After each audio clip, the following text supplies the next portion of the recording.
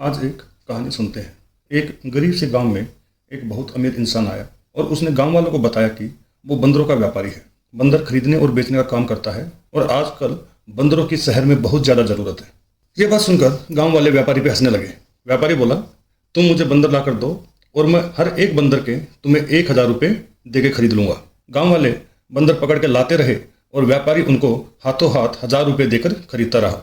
गांव वाले खुश हो गए कि उनको बेकार की चीज़ के पैसे मिल रहे हैं और आमदनी बढ़ रही है। कुछ दिन बाद गांव के सारे बंदर खत्म हो गए। अब व्यापारी बोला कि और बंदर पकड़ के लाओ और मैं हर बंदर के तुम्हें 5,000 रुपये दूंगा। अब आसपास के गांव वाले भी बंदर पकड़ के लाने लगे और व्यापारी को बेचने लगे और 5,000 रुपये लेने लगे और ऐसे जल्दी ही आसपास के भी सारे बंदर खत्म हो गए। जब वो सारे बंदर व्यापारी के पास आ गए तो उसने गांव वालों को कहा कि अब मैं शहर जा रहा हूँ और बंदर बेचने के लिए इसका मोल भाव करके आऊँगा।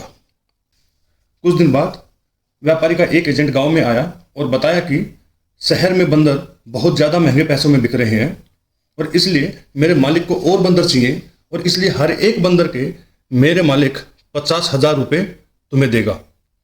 लेकिन क्योंकि अब तक गांव के आसपास के सारे बंदर खत्म हो गए थे और गांव वालों को बंदर मिल नहीं रहे थे, तो एजेंट ने कहा कि मैं जो अपने बंदर हैं तुम सबको 30,000 रुपये में दे देता हूँ और जब व्यापारी आएगा तो तुम उसको 50,000 रुपये में बेच के मोटा मुनाफा कमा लेना।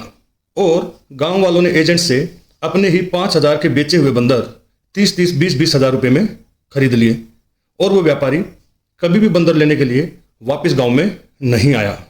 यही सच्चाई है सारी क्रिप्टो करेंसीज की।